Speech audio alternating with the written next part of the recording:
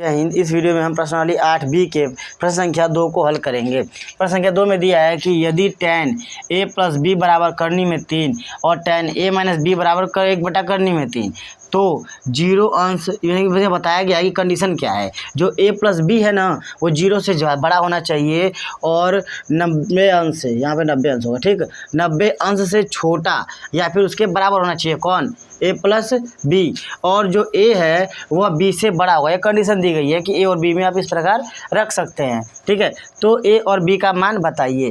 तो हमें पता है कि जो करनी में 3 होता है वो tan किस अंश का मान होता है। तो tan जो करनी में 3 है वो tan 60 अंश का मान होता है करनी में 3, ठीक है। यानी कि जो a प्लस बी है वो क्या है, a प्लस बी वो है 60 अंश। कैसे? देखिए, हम जानते हैं कि tan 60 अंश बराबर करनी में 3 ना, और यहाँ दिया है कि tan a प्लस बी बराबर करनी में 3, तो यानी कि tan और tan कट गया, ठीक। क्या दिया? देखिए, करनी में 3 और यहाँ दिया है tan a प्लस बी बराबर करनी में 3। आप जानते होंगे कि किसी दो समीकरणों के एक ही पक्ष आपस में बराबर होते हैं तो दूसरा पक्ष भी आपस में बराबर होगा। तो यानी कि tan tan 60 अंश बराबर tan tan a plus B, ठीक है। किस प्रकार? समीकरण 1 और समीकरण 2 के अनुसार tan 60 अंश और tan a प्लस बी बराबर होगा, ठीक है। यह हमें पता है और यह प्रश्न में दिया है। तो tan और tan हट गया, कटता नहीं है, हटा दिया जाता, कट गया। 60 अंश बराबर क्या हुआ?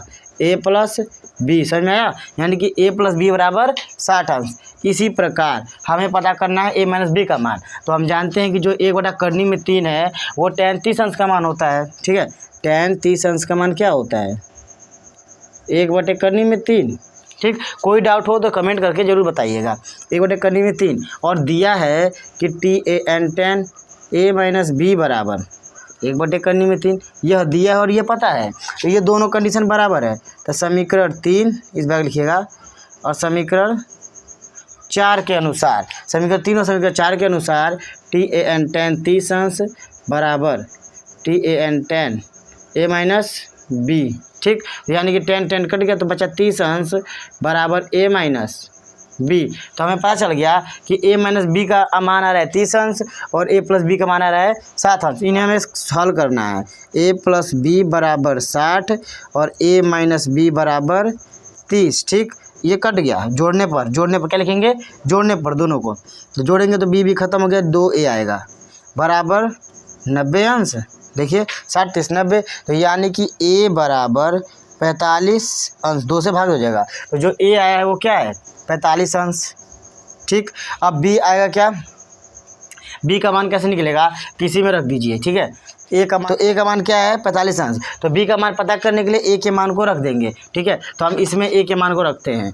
तो 60 बराबर 45 प्लस b ना, तो b बराबर 60 माइनस 45, ठीक है। यहाँ प्लस कर रहे हैं, आएगा तो 45 माइनस करेगा। हमने b को अकेले छोड़ा और 45 को पक्षांतर कर दिया तो 45 जो प्लस था इधर आके माइनस हो गया। तो 60 माइनस 45 तो बचेगा b बराबर 15 अंश, ठीक।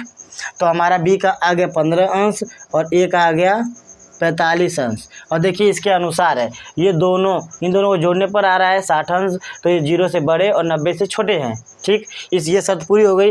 दूसरी शर्त है a हमेशा बड़ा होगा b से, तो a यहाँ बड़ा है ना b से, तो ये भी पूरा हो गया। तो इस प्रकार इस प्रश्न को आप हल कर सकते हैं। अब हम देखते हैं अगले प्रश्न को।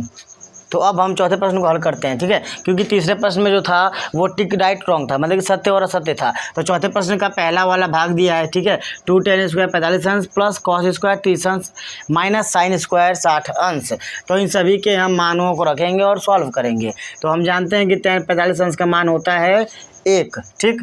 तो 2 इंटू tan स्क्वायर 45 अंश का मान होगा 1 और वो स्क्वायर है तो पहले tan 45 अंश का मान रखेंगे और फिर स्क्वायर है तो इसका स्क्वायर करेंगे प्लस कॉस 30 अंश। तो कॉस 30 अंश का मान होगा, देखिए 0 अंश 30 अंश। तो कॉस के लिए बंद उंगलियाँ 1 2 3, करनी में 3 बटे 2, तो आएगा करनी में 3 बटा 2 किसका मान? कॉस 30 अंश का। अब ये स्क्वायर की बात, तो स्क्वायर जो है इसके इन दोनों का स्क्वायर बन जाएगा, ठीक। आगे बढ़ते हैं।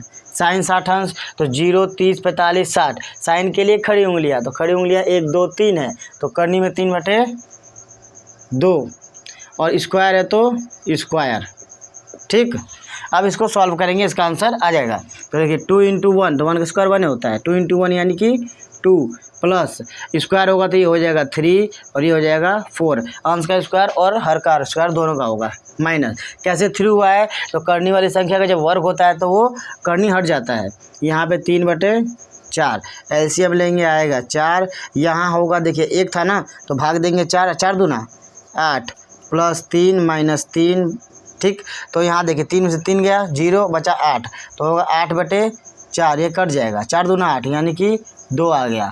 तो हमारा चौथे के पहले का सही जवाब होगा 2। अब हम देखते हैं चौथे के दूसरे प्रश्न को। तो हम अगले प्रश्न को हल करते हैं। अगले प्रश्न में दिया है cos 45 अंश बटे में sec 30 अंश प्लस cos sec 30 अंश, ठीक है।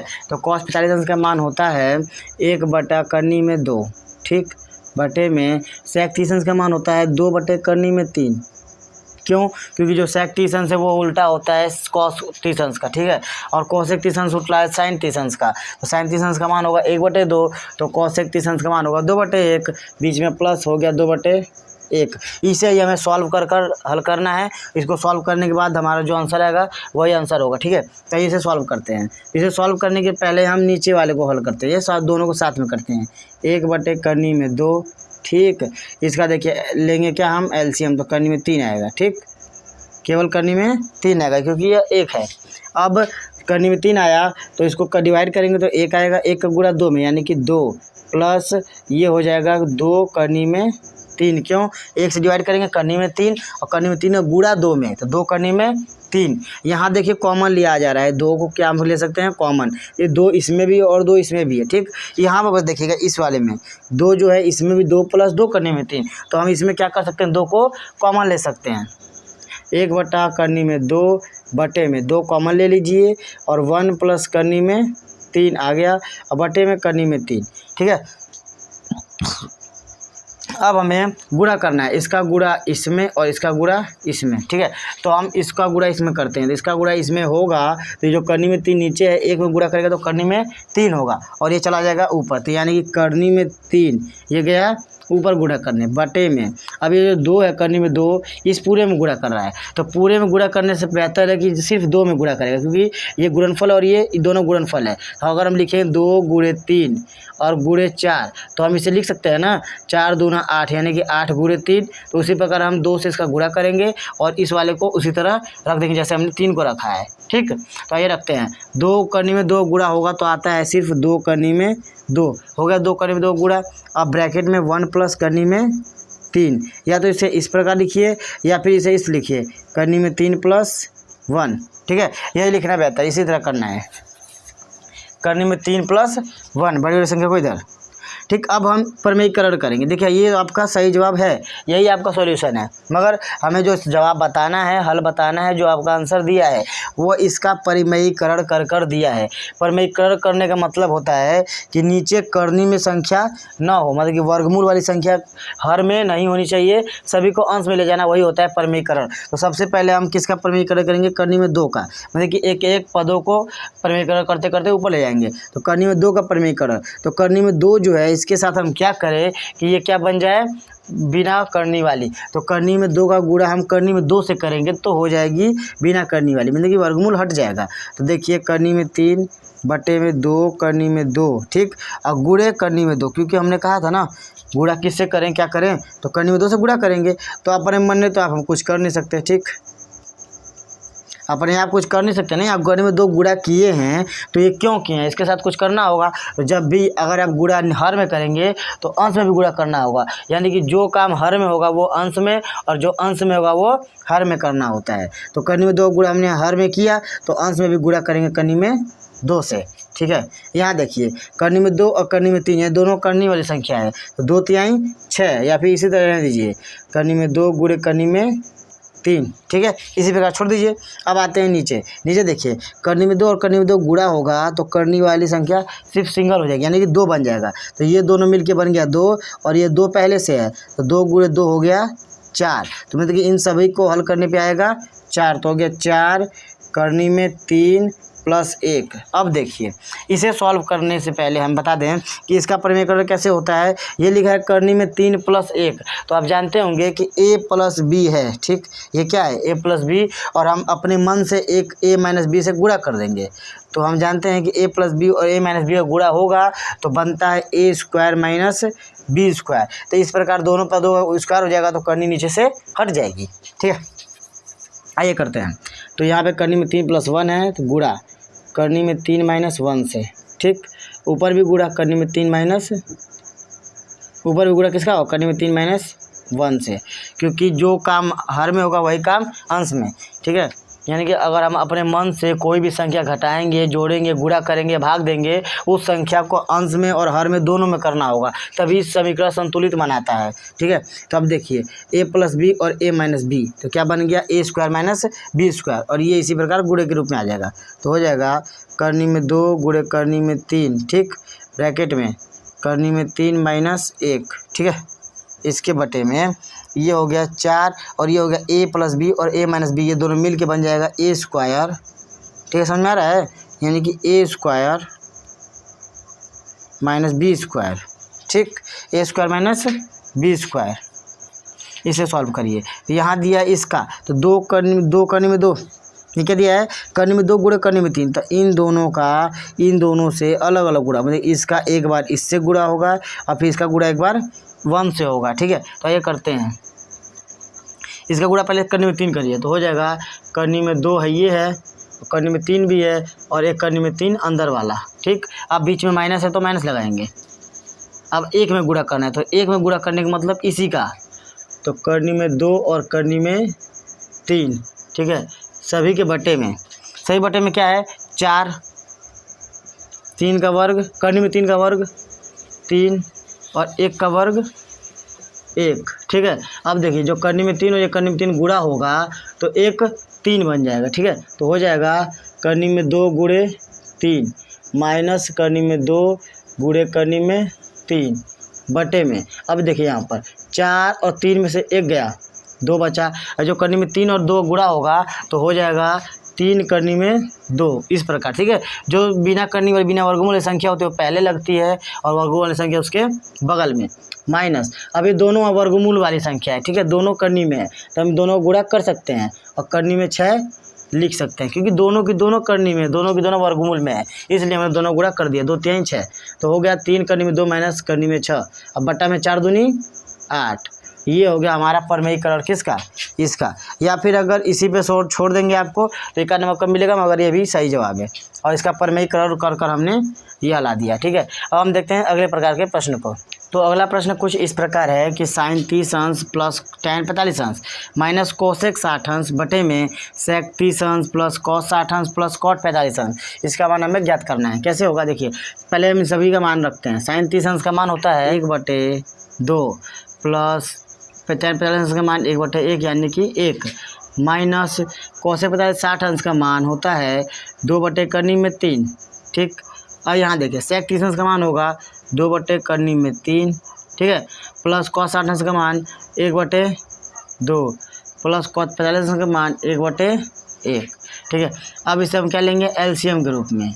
एलसीएम क्या आएगा, सभी का गुणा कर दीजिए, एलसीएम हो गया तो 3 2 और 1 का गुणा करेंगे, 2 करनी में 3, ठीक है। अब 2 से 2 को इसको भाग देंगे, 2 से 2 कट गया, बचा करनी में 3, इसका गुणा 1 में, तो करनी में 3 प्लस 2 करनी में 3 और माइनस 4। कैसे देखिए, करनी में 3 से करनी में 3 कट गया, 2 बचा, 2 दूनी 4।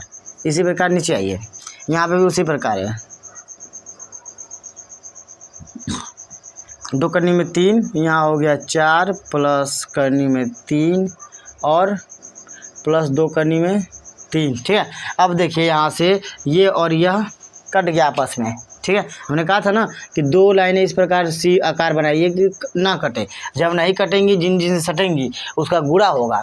अब मगर इस प्रकार बनाएंगे कि ये कट जाए, जब ये कटेंगी तो जिन में सटेंगे वो आपस में कट जाएगा। देखिए ये कट गया।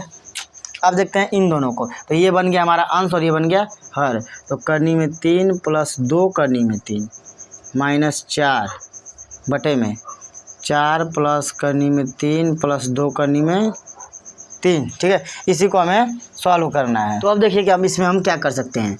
इसमें यह हम ध्यान दीजिएगा, यह लिखा है सिर्फ करनी में 3 और ये लिखा है 2 करनी में 3, यानी कि यह 1 करनी में 3 और ये 2 करनी में 3 है, कि दोनों के दोनों जुड़ जाएगा। देखिए मान लीजिए यह 1 सेब है और यह 2 सेब है, तो 1 सेब और 2 सेब को जोड़ेंगे तो क्या आएगा, 3 सेब ना। तो इस बार यहाँ दिखा है 1 करनी में 3 और ये 2 करनी में 3, तो हो जाएगा, इन दोनों को जोड़ दीजिए तो हो गया 3 करनी में 3। कैसे, 1 गो और ये 2 गो, तो 2 और 1 3 गो, ठीक है। -4 दिया है। और यहाँ नीचे देखिए इसमें भी उसी प्रकार का है, 2 करनी में 3 और ये करनी में 3, तो 2 और ये 1 3 करनी में 3 ना, और +4, इस +4 को हमने उधर रख दिया एकदम इस बराबर, ठीक है। अब देखिए इसका प्रमेयीकरण, आपका जवाब हो गया, मगर इसका प्रमेयीकरण करना होता है। सभी हलों को आपको प्रमेयीकरण कर कर करनी को नीचे नहीं छोड़ना है, याद रखिएगा, ठीक है। अब इसका प्रमेयीकरण करने के लिए हमें इसके विपरीत चिन्ह वाले से गुणा करना होगा। जैसे कि यह a है और ये b है, तो यानी कि a + b और a - b से अगर हम गुणा कर देंगे तो हो जाएगा a² - b²। आइए उसी नियम से हम करते हैं।